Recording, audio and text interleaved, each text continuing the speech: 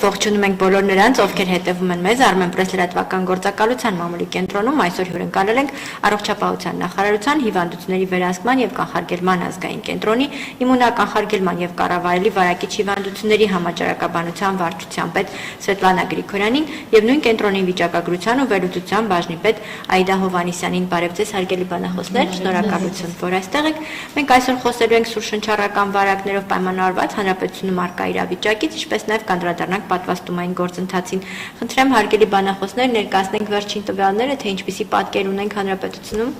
Շատ լավ, ես կներկայացնեմ 59-րդ շաբաթվա ընթացքում սուրշնչառական վարակներով պայմանավորված իրավիճակը, շարունակում է դիտվել ակտիվություն սուրշնչառական վարակներով պայմանավորված 50-րդ շաբաթվա ընթացքում գրանցվել է սուրշնչառական վարակներով պայմանավորված 15151 դիմելիություն, ինչը համեմատած նախորդ շաբաթվա հետ բարձր է 1.2 անգամ։ Գրանցված դեպքերի 80%-ը կազմում են 0-ից 18 տարեկան երեխաները։ Առավել բարձր հիվանդության ցուցանիշ գրանցվել է Արմավիրի, Շիրակի, Արարատի մարզերում եւ Երևան քաղաքում։ Ինչ տիպի վիրուսներ են։ Շրջանառվում են այս պահին գրիպ A տեսակի H3N2 ենթատեսակը, բոկավիրուսի եւ ռինովիրուսի հարուցիչները։ Նախորդ տարվա համեմատ ինչ որ նոր հարուցիչներ կան, թե հիմնական նույնն է սեզոնին։ Ոչ, սեզոնին բնորոշ հարուցիչներ են շրջանառում, բայց կուզեմ առանձնացնել, որ այս պահին գերակշռում է գրիպ A տեսակի H3N2 ենթատեսակի շրջանառությունը։ Իսկ մի փոքր կմանրամասնեք, թե ինչպես է դա արտահայտվում, ինչ ախտանշաններ են լինում։ Հիմնականում սուրշնչառական վարակների դեպքում ախտանշանները նույնն են՝ ընդհանուր թուլություն, հարբուխային վիճակ, այսինքն քթահոսություն, հազ, փռշտոց, ջերմության բարձրացում, իսկ գրիպի դեպքում մի փոքր առանձնանում են ախտանշանները, որ լինում է ավելի սուր սկիզբը հիվանդության եւ հետո կարող են միանալ նոր հարբուխային երևույթները կամ ոչ եւ նաեւ ջերմությունն ավելի բարձր լինում եւ հաճախ լինում է ոչ կառավարելի։ Իսկ թոքաբորբի ռիսկը մեծ է, կարծես թե վերջի շրջանում նկատվում ենք, որ հաճախակի է։ Այո, գրիպի դեպքում թոքաբորբի ռիսկը ավելի բարձր է։ Իսկ այս դիմելիության ցուցանիշների մեջ կան թոքաբորբի։ Այո, թոքաբորբի հետ կապված կարող եմ ներկայացնել տվյալները։ Առաջնային պահպանման կազմակերպություններ դիմել են 50-րդ շաբաթվա ընթացքում 937 պացիենտ, ինչը նախորդ շաբաթվա համեմատ բարձր է 1.3 անգամ։ Իսկ թոքաբորբի ռիսկը ավելի շատ փոքրիկ երեխաների մոտ է, ծանր ընթացք ունենում, ոնց է։ Իրականում թոքաբորբի դեպքում ավելի հաճախ, այո, միշտ մեր խոցելի խումբը 0-ից 18 տարեկան երեխաներն են լինում։ Ընդհանուր առմամբ մեզ մոտ 0-ից 18 տարեկանների մեջ ավելի գերակշռում են 0-ից 14 տարեկանները։ Այս դիմելիությունը, որ դուք նշեցիք, եւ հիվանդանոցային եւ պոլիկլինիկաները, չէ՞, նկատի ունեք։ Կոնկրետ դիմելիությունը վերաբերում է պոլիկլինիկաներին։ Իսկ հոսպիտալացումների մասով ինչ պատկեր ունենք։ Հոսպիտալացումների մասով կարող եմ ասել 50-րդ շաբաթվա ընթացքում, որ ունեցել ենք 1055 հոսպիտալացում, ինչը նախորդ շաբաթվա համեմատ բարձր է 1.1 անգամ։ Եվ այս հոսպիտալացումների 91.7%-ը կազմում են 0-ից 18 տարեկան երեխաները։ Իսկ այս հոսպիտալացումների ցուցանիշը ինչի մասին է խոսում, կարող ենք ասել, որ բուժ հաստատությունները ծանրաբեռնված են այս փուլում, թե ոչ։ Դա սեզոնին բնորոշ ակտիվություն։ Իրականում, այո, սեզոնին բնորոշ ակտիվություն է, չնայած նրան, որ նախորդ շաբաթվա համեմատ բարձր է, բայց դա համահունչ է սեզոնին։ Շատ լավ։ Խնդրեմ պատվաստումային գործընթացին անդրադառնանք, միշտ գիտեմ, որ սեզոնից առաջ հորդորում եք, կոչ եք անում, որ քաղաքացիները նախապես պատրաստ լինեն, ինչ պատկեր ունենք եւ այսպիսի մի հարց կա արդյոք, որ այս շրջանում վիրուսների ակտիվություն կա շրջանառություն, պատվաստումը կարելի է թե ոչ։ Շնորհակալություն, իհարկե, երբ որ խոսում ենք սուրշնչառական վարակների մասին, մասնավորապես սեզոնային գրիպի մասին, պետք է խոսենք սեզոնային գրիպի դեմ պատվաստումների մասին։ Նշեմ, որ դեռևս սեպտեմբերի 8-ից ամբողջ հանրապետությունը ապահովված էր տվյալ սեզոնի համար նախատեսված 2025-26 թվականների սեզոնի համար նախատեսված կառավարեն սեզոնային գրիպի դեմ պատվաստանյութով։ Նշանակում է, որ բոլոր ամբուլատոր պոլիկլինիկական բժշկական կազմակերպություններն ապահովված են այս սեզոնին շրջանառող գրիպի հարուցչի կանխարգելման միջոցով։ Ինչպես իմ գործընկերը նշեց, ներկայում հանրապետությունում շրջանառում է H3N2 2022 գրիպի ենթատեսակը, իսկ պատվաստանյութի բաղադրության մեջ հենց ներառված է նաև այս ենթատեսակը եւ հետեւաբար պատվաստվելով կանխարգելում ենք առնվազն այս ենթատեսակը։ Նշեմ նաև, որ մինչև սեզոնի սկիզբը պատվաստանյութը արդեն առկա էր հանրապետությունում եւ լայնորեն իրազեկվում էր դրա մասին հնարավորինս հասանելիություն ապահովելով բնակչության շրջանում, որպեսզի մինչև սեզոնի սկիզբը պատվաստված լինեին հատկապես ռիսկի խմբերում ներառված անձինք, ռիսկի խմբերն են 6 ամսականից 5 տարեկան երեխաները, հղիները, ուղեկցող հիվանդություններ ունեցող անձինք, 65 տարեկանից բարձր տարիքի անձինք, բուժաշխատողները, սոցիալական խնամքի կենտրոնի ինչպես շահառուները, այնպես էլ աշխատակիցները, զինծառայողները։ Եվ կարող եմ նշել, որ յուրաքանչյուր տարի սեզոնին ընդառաջ առողջապահության նախարարության կողմից իրականացվում է ամեն ինչ, որպեսզի ունենանք տվյալ սեզոնին անհրաժեշտ պատվաստանյութը եւ յուրաքանչյուր տարի բնակչության շրջանում նկատում ենք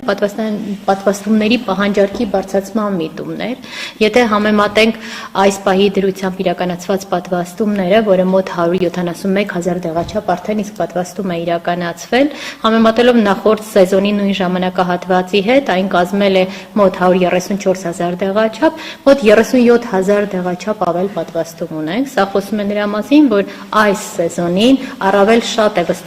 անձը վստահել է պատվաստումներին եւ պահանջարկը այդ առումով ավելի բարձր է եղել։ Այսինքն կարող ենք ասել, որ գործնականում պատվաստվածները տեսել են արդյունքը, զգացել են, որ այն ինչ որ չափով պաշտպանում է կամ եթե չի պաշտպանում գոնե ընթացքը թեթև է լինում եւ դա նպաստում է, որ քաղաքացիները հաջորդ տարի ավելի Իհարկե կարող ենք նշել, որ այն քաղաքացիները, որոնք նախորդ սեզոններին պատվաստել են, այս տարի նույնպես գերադասել են պատվաստվել, որովհետև զգացել են, որ պատվաստումով առնվազն նվազեցնում են ծանր դեպքերի առաջացումը, որովհետև սեզոնային գրիպի դեմ պատվաստման հիմնական նպատակը ծանր ձևերի, ծայրահեղ ծանր ձևերի մահվան դեպքերի կանխարգելումն է։ Սկիզբը որն էր, որ դուք նշեցիք 40-րդ շաբաթը դա համապատասխանում է հոկտեմբերի առաջին շաբաթին, բայց արդեն սեպտեմբերի հենց առաջի շաբաթից ամբողջ հանրապետությունն ապահովված էր սեզոնային գրիպի դեմ պատվաստումներով։ Իսկ կարող եք ասել այս փոթերի խմբերը, որ դուք նշեցիք, հիմնականում որ խումբն է, որ ավելի ակտիվ, այսինքն առողջի բաժին է 171,000-ի, որ խմբին է բաժին ընկնում, երեխաներն են հիմնականում, որ ծնողները այսպես պատվաստական բանում են, թե մեծացնում։ Ցավով կարող եմ նշել, որ իհարկե երեխաների շրջանում մի քիչ, այսպես ասած, ավելի պահպանողական մոտեցում են դրսևորում, բայց ավելի շատ պատվաստում են քրոնիկ հիվանդները, բուժաշխատողները, 65 տարեկանից բարձր տարիքի անձինք, սակայն առավել, այսպես ասած, պասիվ է պատվաստումային գործընթացը հղիների շրջանում, բայց այս դեպքում ունենք հատկապես ցուցում հղիների շրջանում պատվաստումների կազմակերպման, որովհետև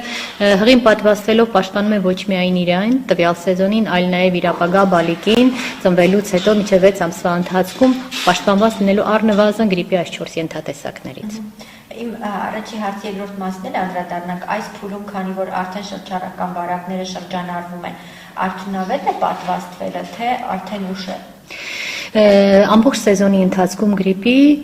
ցուցված է գրիպի դեմ պատվաստումները, սակայն իհարկե ավելի նախընտրելի է մինչև սեզոնի սկիզբը պատվաստվել եւ արդեն այս սեզոնի ընթացքում ունենալ պաշտպանություն, սակայն նույնիսկ այս պահին կարելի է եւ անհրաժեշտ է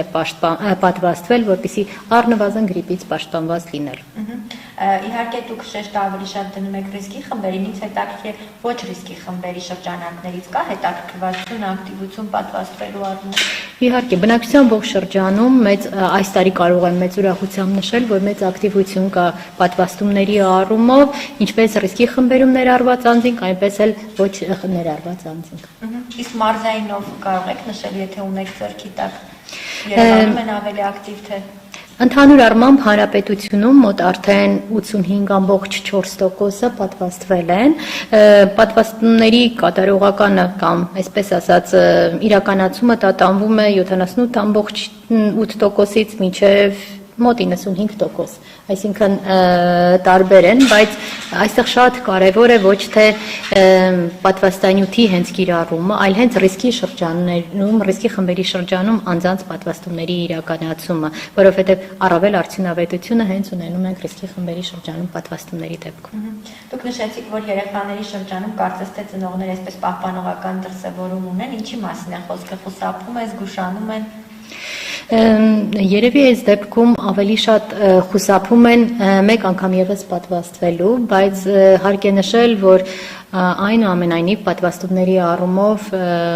Հայաստանի Հանրապետության բնակչությունը վստահում է պատվաստումներին եւ հատկապես երեխաների պատվաստումներին, որովհետեւ մինչեւ 1 տարեկանների շրջանում բավական ակտիվ են տանում պատվաստումների։ Այստեղ երևի կարևոր դեր ունեն նաեւ բուժաշխատողները, մտածելով, որ հենց պատվաստումների շնորհիվ հնարավոր է երեխաների շրջանում կանխարգելել ծանր ձևերի առաջացումը, օրինակ թոքաբորբերի առաջացումը եւ այլն։ Տիկին Հովհաննիսյան, մենք խոսեցինք ընդհանուր ախտանիշներից, ինչ դրսևորումներ են ունենում այս սեզոնի շրջանառվող վարակները, ինձ հետաքրքիր է թոքաբորբով պայմանավորված կամ միտում, որ երկար է տևում եւ կրկնվելու հավանականությունը մեծ է այս սեզոնի շրջանառվող վարակների, որովհետեւ հաճախ ենք լսում մեր շրջապատում, որ կարծես թե մեզ թվում է մենք ապակինվել ենք, բայց կարճ ժամանակ անց նորից կրկնվում է եւ հենց թոքաբորբի ռիսկը մեծ է լինում։ Ինչ որ բնորոշիչ բան կա այս տարվա շրջանառվող վիրուսի։ Իրականում ես ինչպես նշեցի, քանի որ այս սեզոնի ընթացքում առավել գերակշռում է H3N2 ենթատեսակի շրջանառությունը, մենք նշեցինք, որ դա բարդությունները ավելի հաճախ են լինում ու առավել հաճախ կարող է բարդություն որպես լինել թոքաբորբը, դա է պատճառներից մեկը, որ այս սեզոնի ընթացքում կարող են առավել բարձր թոքաբորբով հիվանդացության ցուցանիշներ գրանցվել, բայց բացի դրանից կցանկանամ նշել, որ պարտադիր չէ, որ նույն վիրուսը պատճառ հանդիսանա տվյալ պացիենտի մոտ հիվանդության երկարացման, տվյալ պացիենտը կարող է որևէ հարուցով վարակվելուց հետո լավանա եւ ձեռք բերի մեկ այլ վարակ այլ հարուցիչով պայմանավորված։ Դուք հավելելու եք։ Ուզում եմ հավելել, որ նշեցինք, որ հատկապես ռիսկի խմբերն են խոցելի գրիպի առումով, քանի որ ունեն ուղեկցող հիվանդություններ, օրինակ շնչառական համակարգի հիվանդություններ ունեցող անձինք, հիվանդանալով նաև գրիպով ավելի ծանր է ընթանում եւ հավանականությունը բարդությունների ավելի մեծանում է, եւ յուրաքանչյուր ռիսկի խումբ ունի իր բարդություններ առաջացնելու հավանականությունը։ Այս ընթացքում, եթե չեմ սխալվում, շարժական կենտրոններ են նաև գործել, որոնք հասանելի են դարձել մեր ոչ միայն քաղաքացիների, այլ օտարերկրացիների համար, մի փոքր այդ մասն կպատմեք։ Այո, գրիպի պատվաստումների առումով առավել հասանելիություն ապահովելու համար Երևան քաղաքում ձևավորվել են շարժական պատվաստումային կետեր, որոնք գործել են մինչև նոյեմբերի 30-ը։ Յուրաքանչյուր շարժական պատվաստումային կետ գործել է աշխատանքային օրերին, ժամը 10-ից մինչև 4-ը, էլ ավելի հնարավորինս հասանելի դարձնելու պատվաստումները։ Պատվաստումների հասանելիության առումով հարկ է նշել, որ պատվաստումները հասանելի են ոչ միայն Հայաստանի Հանրապետության քաղաքացիներին, այլ նաև քաղաքացիություն չունեցող անձինք եւ կարող են դիմել ոչ միայն շարժական պատվաստումային կետեր, այլ նաև ամբուլատոր պոլիկլինիկական ծառայություններ, ցանկացած անձ, անկախ նրանից ինքը ունի Հայաստանի Հանրապետության քաղաքացիություն, հաշվառված է տվյալ բժշկական կազմակերպությունում թե ոչ եւ պատվաստել սեզոնային գրիպի դեմ։ Եվ անվճար է պատվաստումներն անվճար։ Ինձ հետաքրքիր բացի պատվաստումից, որը կանխարգելիչ միջոցառում է, ուրիշ ինչ անելիքներ ունեն մեր քաղաքացիները այս շրջանում հաճախ ասում են, օրինակ, չգիտեմ, փակ տարածքները օդափոխել, չգիտեմ, ձեռքերը ավելի հաճախ լվանալ, սննդակարգումներ առել, չգիտեմ, վիտամիններով հարուստ ուտելիք, ինչ կասեք։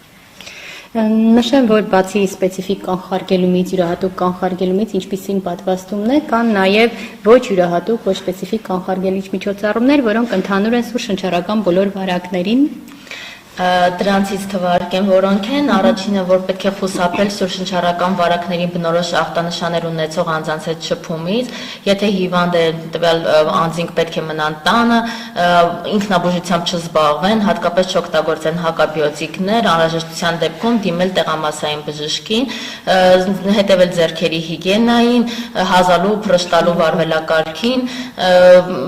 հաճախակի օդափոխել տարածքը, հագնվել եղանակին համահունչ։